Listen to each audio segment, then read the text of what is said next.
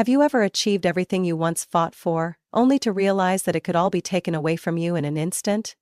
Have you ever stood at the peak of glory, yet felt suffocatingly alone? I thought that when I saved the family business from bankruptcy, when I turned it into a premium food empire, I would finally be recognized, and the company would be mine. But it turned out, I was too naive. My family blindsided me with their decision. But they will regret it. Crystal glasses clinked, their delicate chime echoing through the VIP room of the Hawthorne, one of Boston's finest restaurants, a celebration of my success. After 8 years of relentless work, countless sleepless nights, and betting everything I had, I finally made it. Roswell Gourmet, the premium artisanal food company I resurrected from a failing mom-and-pop shop, had now become a national brand. I had just secured a $7,500,000 investment from Wellington Partners, one of the most prestigious venture capital firms, to expand production and distribution. Applause erupted as Edward Hastings, the firm's lead investor, raised his glass. To Rose, the formidable woman who has proven that with relentless effort and determination, nothing is impossible. I smiled, raising my glass in return. I should feel completely happy, shouldn't I? But then, my mother leaned in, her voice just low enough for me to hear over the lively chatter in the room. Rose, you've done very well, but when Andrew returns next month, I think he would be the better choice for the CEO position. I froze. Andrew. My brother. The one who had been gone for an entire year, traveling across Europe after earning his MBA from Wharton, without contributing a single thing to the company. I blinked, struggling to keep the smile on my face. The shock was overwhelming. "What are you saying, Mom?" I asked, keeping my voice steady. She gave my hand a gentle squeeze as if consoling a child. "You're capable, Rose. But Andrew is a man, and he has an MBA. He'll be stronger in business. His travels have given him a broader vision than you." I almost laughed. Broader vision? I was the one who had dedicated my entire life, my youth, to saving Roswell Gourmet. When my parents were at a loss, watching the company teeter on the brink of collapse, I was the one who walked away from a lucrative 9-figure financial career, leaving behind the stability of New York, to return to Boston. I mortgaged my own apartment, took out loans to keep the company afloat through its darkest days. And what had Andrew done? Hopped from one Michelin-starred restaurant to another, lounging on luxury beaches, posting Instagram photos with hashtags like business mindset, earning his MBA online. His experience amounted to nothing more than globetrotting and indulging in the finest luxuries the world had to offer. I tightened my grip around my wine glass, feeling the blood in my veins simmer with rage. But when Edward Hastings glanced at me curiously, I forced myself to swallow the fury rising in my throat. I couldn't expose this betrayal now. "Is everything all right, Rose?" Edward asked, his voice calm, but I was anything but. I took a deep breath, raising my glass higher. "Perfectly fine. Keeping up the illusion." But in my mind, one thought echoed. My parents had disrespected me, dismissed my years of sacrifice and hard work. They expected me to hand everything over to Andrew. I wouldn't let my brother waltz in after doing nothing and take control of everything I built. They had decided to give my success to him. 8 years ago, when I stepped out of the gleaming glass tower of Baxter & Co., where I had worked as a financial analyst in New York, I knew I was making the biggest gamble of my life. I still remember the way my boss looked at me that day. "Rose, are you really giving up a promising career to sell jam?" So I didn't answer. Because at that moment, I didn't have a definite answer. I only knew one thing. If I didn't act, Roswell Gourmet would collapse. And to me that was never an option. The first days at Roswell Gourmet were hell. I stepped into the flagship store in Cambridge right at noon. No customers. No online orders. Bills piled up on the desk. I looked at my parents. They looked exhausted, drained, but the worst part was the resignation in their eyes. They had accepted failure. I couldn't. I immediately took action. During the day, I stood behind the counter, personally serving every customer, trying to understand what they wanted, why they used to come here but had stopped. At night, I buried myself in balance sheets, searching for every expense that could be cut, every flaw in the system that could be fixed. In the first month, I shut down the second store. My father protested furiously. "You can't do this, Rose, we've invested too much in it." "That's exactly why we're in debt." I pushed the financial reports toward him. "We're losing $12,000 a month. If we don't shut it down now, in 6 months, not only will that store be gone, but the entire company will be too." My mother fell silent. She knew I was right. 3 weeks later, the second store officially closed. By the third month, I'd bet everything on e-commerce. I knew that relying solely on local customers would never allow Roswell Gourmet to grow. We needed a larger, more stable sales channel. I did what no one else dared to do. I used my own apartment as collateral to secure funding for the e-commerce system. I sold my old engagement ring, a Rolex I had bought with my first paycheck at Baxter & Co., and pooled every last bit of my savings. With that capital, I hired a team of developers, and over the next 6 months, RoswellGourmet.com officially launched. In the second year, the biggest turning point happened. One day, a famous food blogger unexpectedly wrote about us. I never thought a jar of jam could leave such a lasting impression on me, but Roswell Gourmet's product did just that. Her post spread like wildfire. Sales tripled within a month. I seized the opportunity to launch a monthly subscription service, and within 6 months, we had over 800 subscribers. Roswell Gourmet was no longer just a small shop, it had become a real brand. 4 years later, I had taken the company to an entirely new level. Revenue increased by 340%. Our products were now on the shelves of over 200 stores nationwide. We had over 200 loyal customers. I once thought this would be the moment my parents were proudest of me. But even after accomplishing all of this, in their eyes, I was still just holding the seat warm for Andrew. Back to the present. I sat in my office, looking out at the streets of Boston. The crisp October air made me more alert than ever. I had fought, sacrificed too much to get here. And yet, they thought I would give it all up so easily? I glanced down at my phone screen. A new message from my mother popped up. "I spoke with Andrew, he thinks it's time for a change too. You should reconsider the CEO position." I clenched my phone tightly. Did they really think I would let this happen? No. I built this company. I turned a small shop in Cambridge into a national brand, thanks to my connections from my previous job. Former partners had supported me tremendously. And yet, in my parents' eyes, I was still just keeping the seat warm for Andrew. My celebration had just turned into a declaration that I would be replaced in the very company I had pulled from the brink of failure. Sitting in the limo on my way home, I watched the city lights flickering outside the window. A plan began to take shape in my mind. I once believed that if I worked hard enough, sacrificed enough, my parents would finally see my true worth. But I was wrong.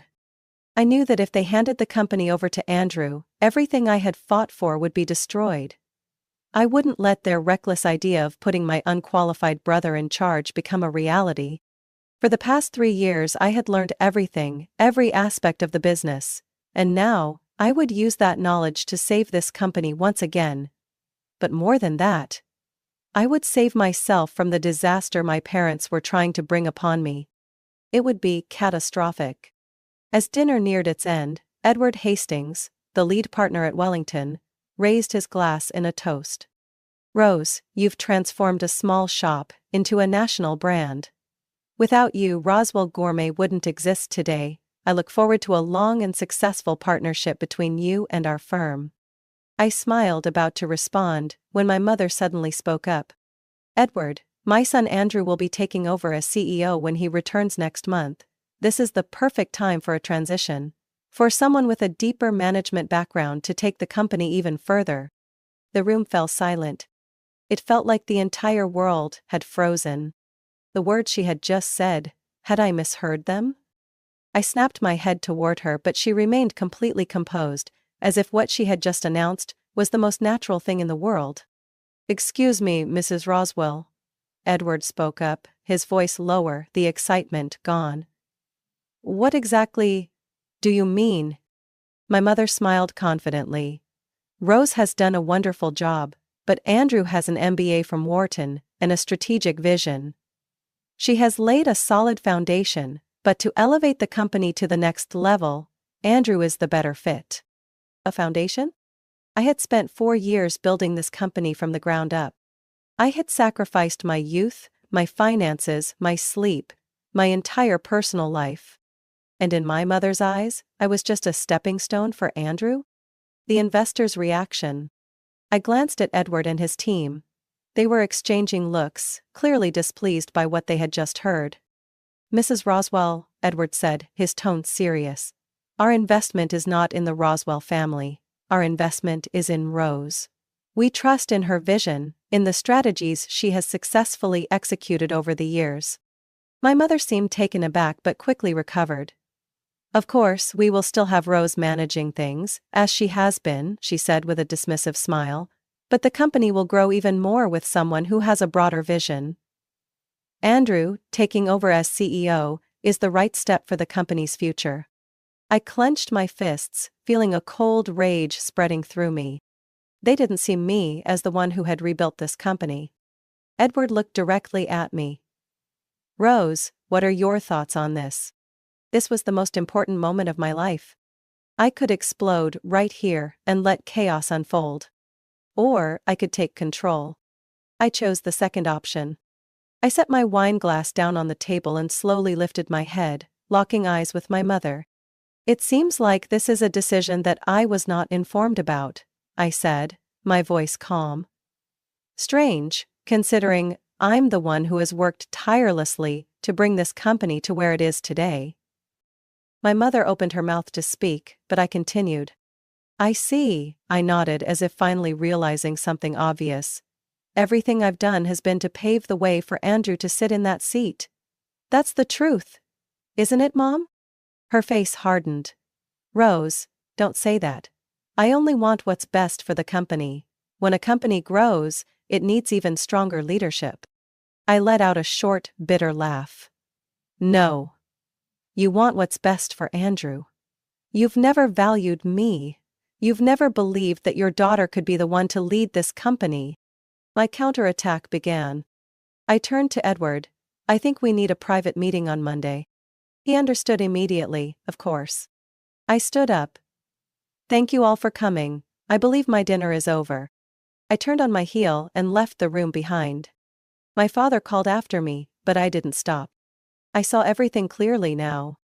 They never intended for me to hold this company long term. But as experienced as they were, they had underestimated me. I wasn't someone who would easily let my hard work be handed over to someone else.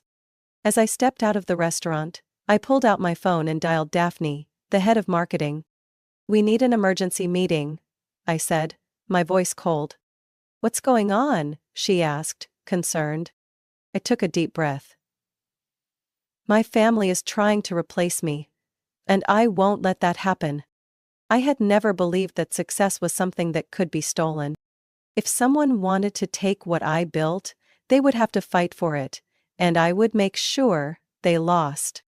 Sunday morning, 6 a.m. I was already at the office. Roswell Gourmet's headquarters was quieter than ever. No one else was here yet. Just me, the numbers, and a plan about to unfold. In front of me were 2 folders. The first, a plan to defend my position as CEO, proving that I was the only one truly capable of leading this company. The second, a backup plan. If they insisted on replacing me, I would leave and build a new brand, taking my loyal team, suppliers, and customers with me. I stared at the documents, feeling the cold air of the office wrap around me. No matter which path they chose, I would not lose. 9 a.m. The secret meeting with the investors. Edward Hastings and his team arrived on time. I didn't wait for them to settle in, I went straight to the point. "I know exactly what my family is trying to do," I said firmly. "They want to replace me with my brother Andrew." Diane Thomas, one of the key investors, adjusted her glasses, her expression serious. "We notice the tension at the dinner," she said. "But the more important question is, which side benefits us the most?" I scanned the room before placing a thick folder in front of them. "Because I am the one who built this company," I said, my voice unwavering. I opened the folder, flipping through page after page of concrete proof. Financial growth.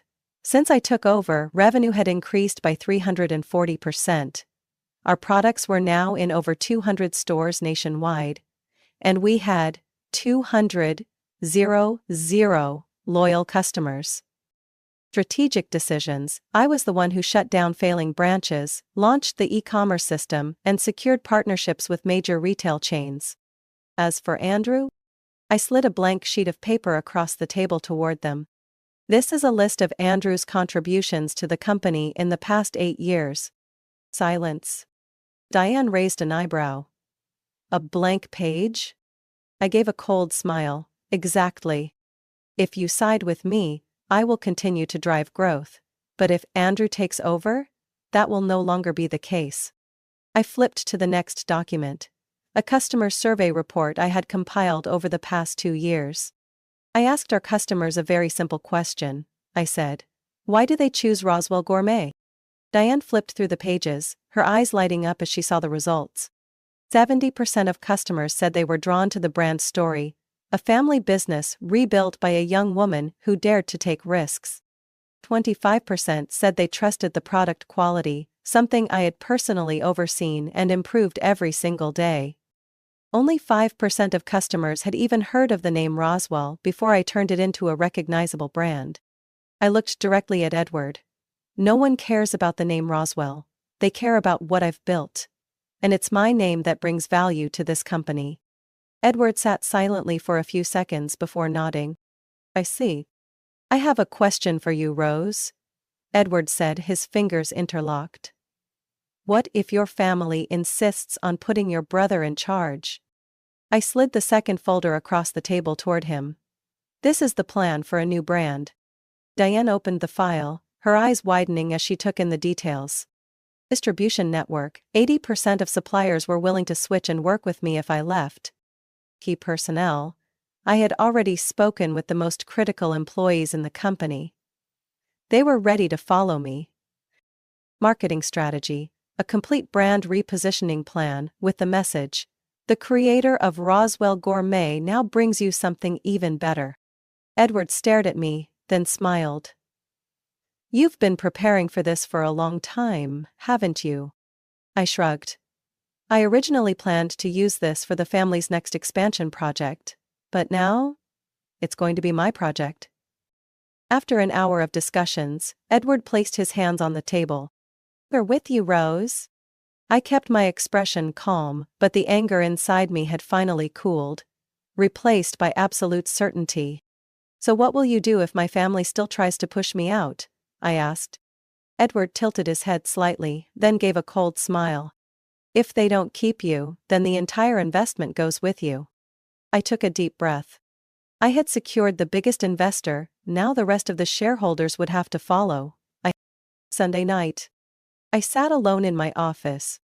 Outside, the city was completely dark. I held a glass of red wine, watching the city lights reflect off the glass window.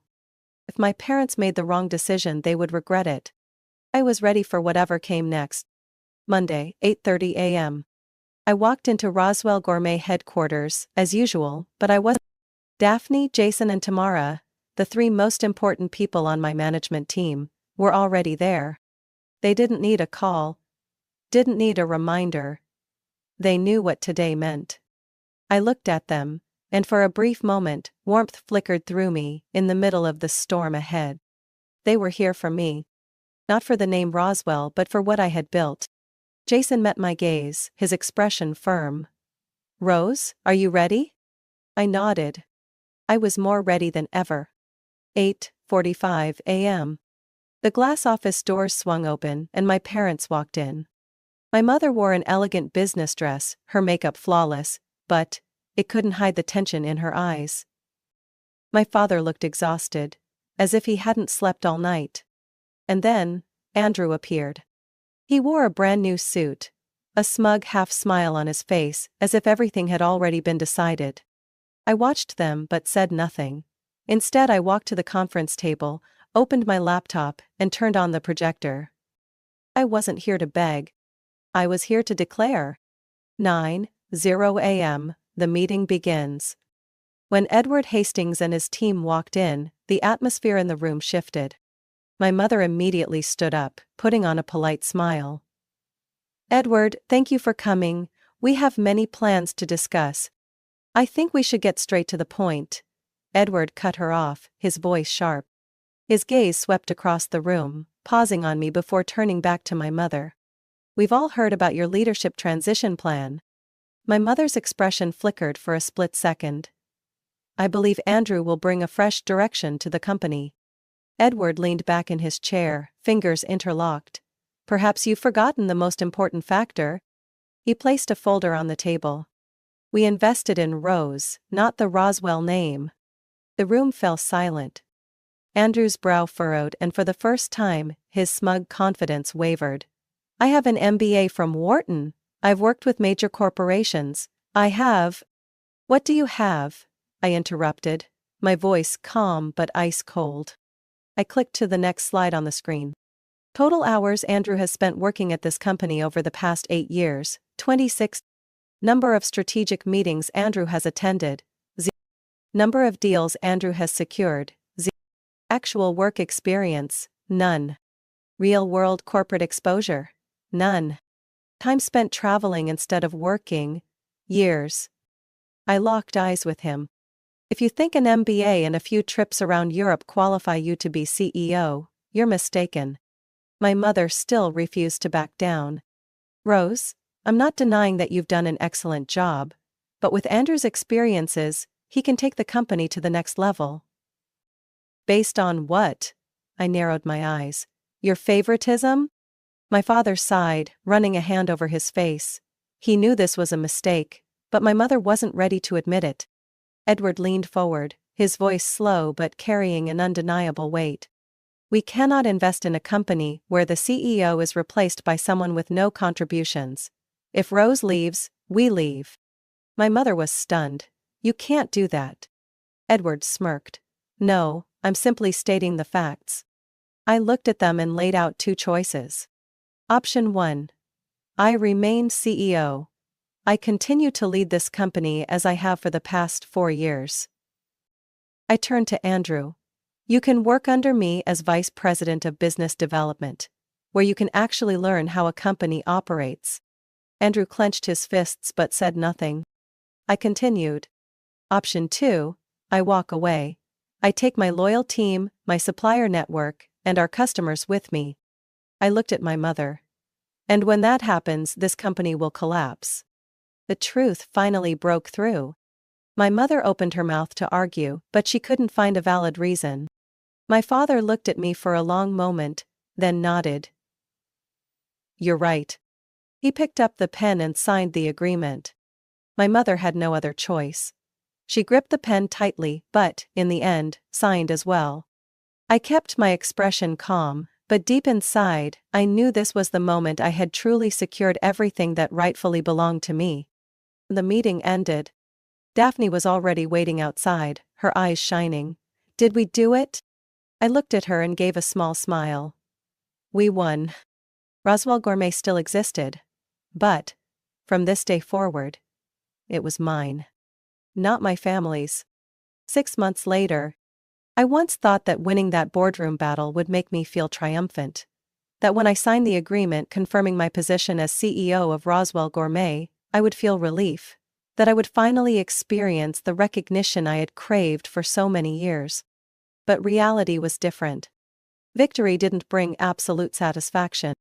It only confirmed what I had known all along. I never needed their validation. The company thrived. Under my leadership, Roswell Gourmet didn't just remain strong, it exceeded every expectation. Revenue grew by 50% in the past 6 months, far surpassing initial projections. Our subscription service had reached over 300,000 loyal customers. Our products were now available in more than 350 stores nationwide. And most importantly, I had proven that this company's success wasn't because of the Roswell name. It was because of what I and my team had built. Family dynamics changed. Things became strictly professional. I no longer attended family dinners. No more check-in calls from my mother, no more forced efforts to maintain the illusion of a harmonious family that I had once tried so hard to uphold. We only spoke when necessary, and only about business. My father had accepted reality. He no longer tried to convince me to share power with Andrew. When he saw me in meetings, he remained serious, but had stopped offering unsolicited advice, as if he still had authority over me. My mother, however, was different. She couldn't hide her disappointment every time she saw me leading the company. I saw it in her eyes. She still believed that Andrew deserved this more than I did, despite all the evidence proving otherwise. She was still waiting for the day I would make a mistake, for me to stumble so that Andrew could step in and take my place. But that day would never come. And Andrew? He still hated me. He didn't bother to hide it. After being forced into the role of vice president of business development, he tried to prove his worth. But he couldn't keep up with the company's pace. He never would. For the past 6 months he had pitched countless groundbreaking ideas, yet none were practical enough to implement. Every time he presented a half-baked plan in a meeting, I only needed to ask one simple question to leave him flustered. Andrew, do you have any data to prove this will work? His response was always silence, or meaningless numbers. And little by little, he was pushed to the sidelines. He hated me for that. But he hated me even more because he knew I was right, and that I was better than him. One late evening, I stood by the glass wall of my office, looking down at the dazzling lights of Boston. Daphne walked in, carrying 2 cups of coffee. She sat across from me, observing me for a moment before speaking. Are you satisfied? I let out a small laugh. With what?